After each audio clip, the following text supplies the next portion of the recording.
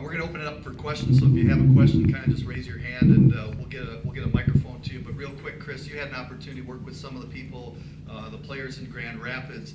Is there any particular player or players that stood out in your mind that eventually down the road can help this Red Wing team? Well, mostly I worked with a defenseman there. I figured it's my first year out, so I'd start with just 8 guys as opposed to, the 25 guys that Jim and Ryan have to work with. So the biggest names are the guy that sticks out the most is Brendan Smith. I got a soft spot in my heart for him because he went to Wisconsin as I did, so I kind of took him under my wing just because of that fact, I'll be honest with you. So I'm a little biased with that, but he's going to be, I think he's going to be a great, exciting player. Obviously, Nick Lidstrom's not going to be here forever, but hopefully he'll be here for another year or two. But Brendan's the kind of guy who has the potential to step into that position with his skill level. He's fun to watch, and I can't wait to, obviously because of the system and the cap, and Ryan can tell you better than anybody. He's just probably a reason he's not here is just because of the numbers, other than his skill. But he needs to groom himself a little bit. He's like a wild stallion down there. I think he can cover, or he thinks he can cover all 5 guys in one shift and chase a puck, and he thinks he's probably faster than Darren Helm out there. But he's a great young player. You got another guy, Lashoff, another a promising kid who's got size. Had a lot of injuries this year, and really never got a consistent chance to play a lot.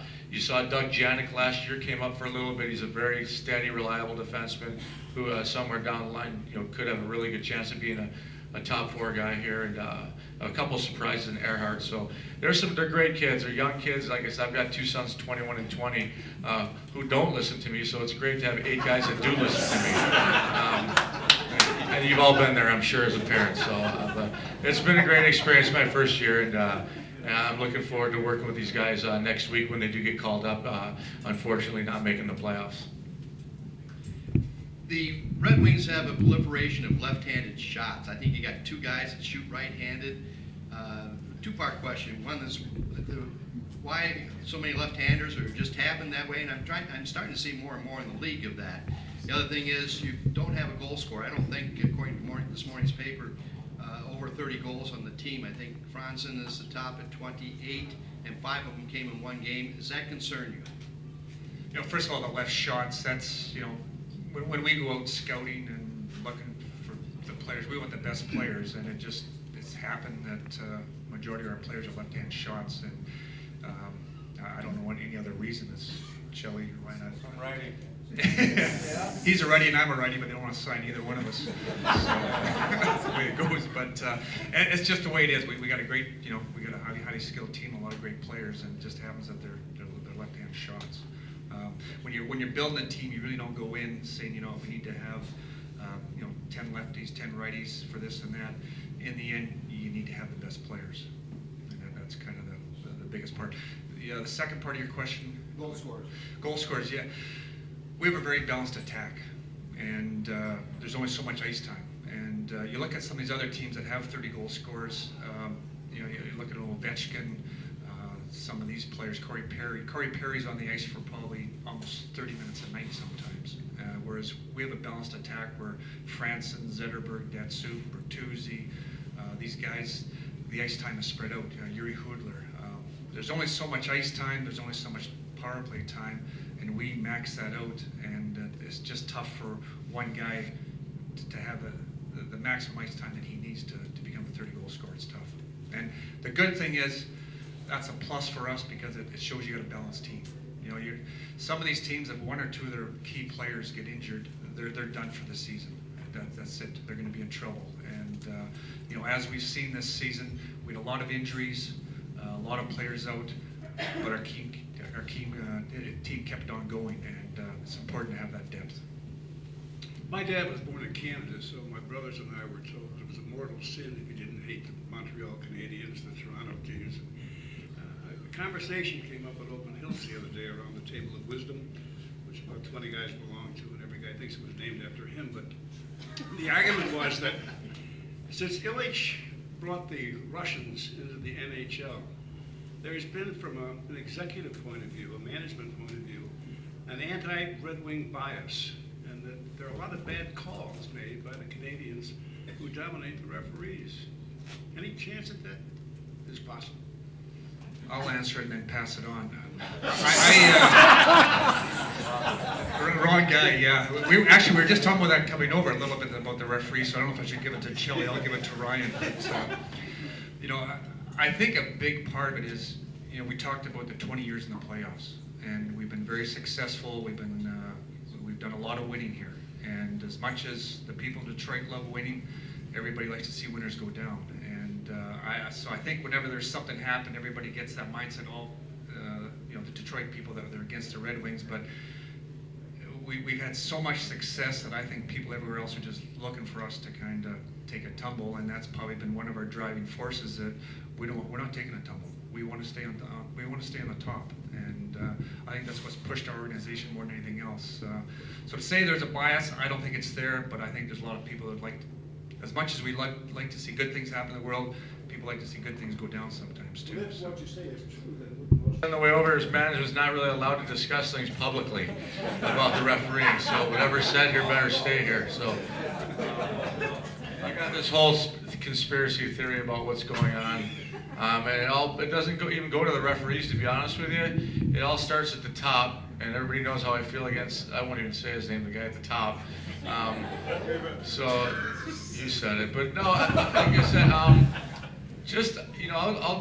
compare it to basketball, I guess, and this is, I could say about basketball because it's got nothing to do with our sport, ultimately, right? I can justify anything here, but I look back to the Michael Jordan, anybody, you guys are Pistons fans, and it really changed against the Pistons there when the Pistons beat the hell out of Michael those first couple of years and physically just abused him, and he couldn't play his game. And somewhere along the line, I think David Stern stepped on and said, look, this guy is going to be the guy who's going to carry the league somewhat like a Sidney Crosby or a Steve Yzerman.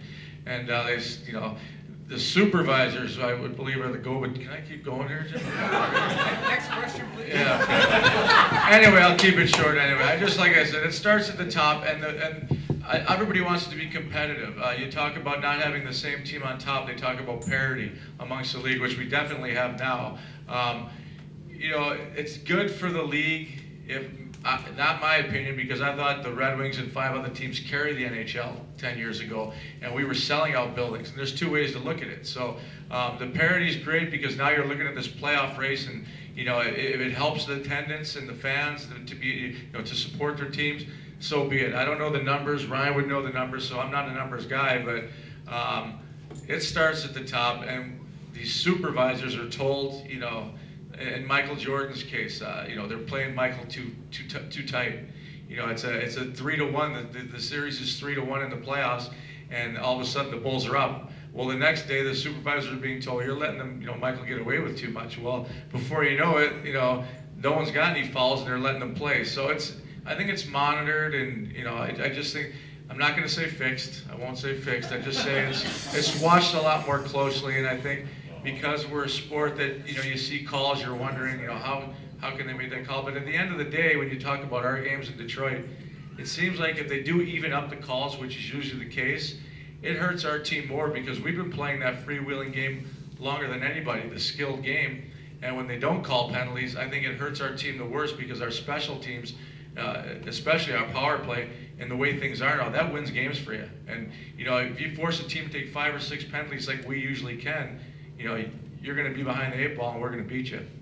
Of course, that's the longest yes answer in my I try not, I beat around the bush as much as I can, but I think you get the picture. But like I said, I don't really blame the referees as much as they're just being told what to do. And the fact that there's 2 referees as opposed to what there was 20 years ago. The referees never seemed to be an issue 20 years ago. There was one guy, you played, and with 2 referees, they both kind of get involved most of the time. And I think they're just doing what they're told. That's the bottom line. Is that good, boss, or what? You're fired. Yeah. Got a restaurant. Spoken from his heart. Hi, American JR. I was going to say something about the war room, but I think you already answered that. No, basically, the things it was in the same spirit about legitimate calls coming from the war room, and if being so close to the playoffs, if it's kind of or if it is you trying to get the right calls, or if there's kind of a bias you think about who would possibly get in or not regarding last night, if you've seen the highlight this morning. Yeah, I think you're talking about the Chicago game. There was a call. Yeah, it's a tough call because there's, first of all, you got a referee on the ice that's making a call, and then it's going up to the war room. They got to make a call, and those are tough situations. And the trouble is, it affects one team trying to make the playoffs, the other one trying to move up higher. But that's why the war room is there, to try to get rid of those question areas, and they made that decision. I've got a question, though. I wasn't listening to the game. Who was listening? Who was listening to the game? Was someone actually watching listening to it? I want to know if they were questioning the kicking motion or just the fact that the puck went over the line. That was my issue. Well, on the Chicago feed, what I noticed, they never really noticed the kick until.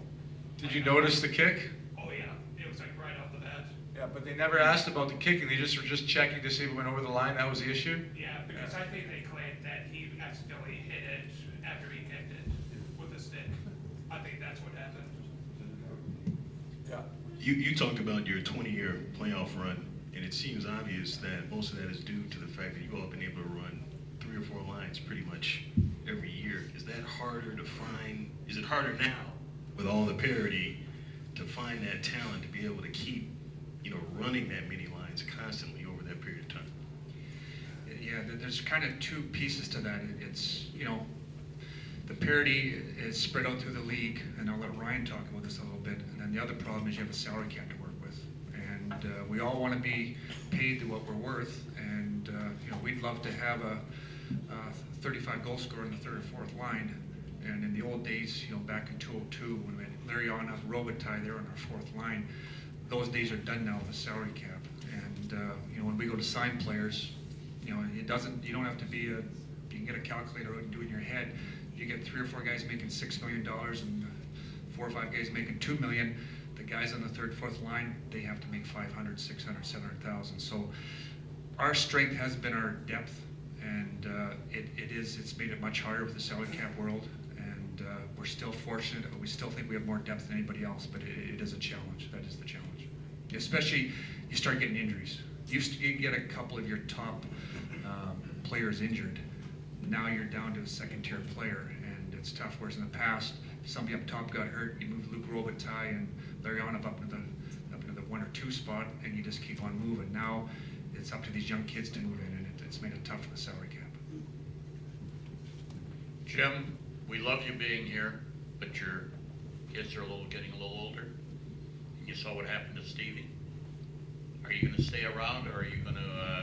How many offers have you had lately? Hockey offers. Okay, yeah, easy, yeah. This is a family show here.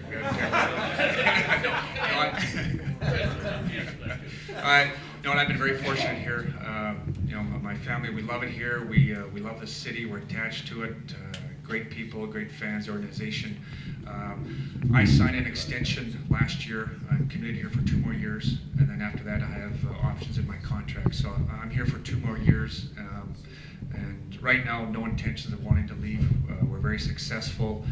Ryan Martin, Ken Holland, Chris Chellis, before it was Steve Eisman. We got a great front office staff. Our scouting staff's been together for 15 years, and in the end, we talked about the 20 years in the playoffs. We love to win. And it makes it hard to leave, and like I said, we just want to continue to have success. Yeah, I got a question about some of these goals that's been called off from Thomas Holmstrom, and the referees are so quick to call them off on the ice. Some of the goals that probably are good goals, and again, they're called off on the ice so quickly. Is it possible for the guys upstairs to overrule that call on the ice instead of having the calls on the ice overruled so quickly?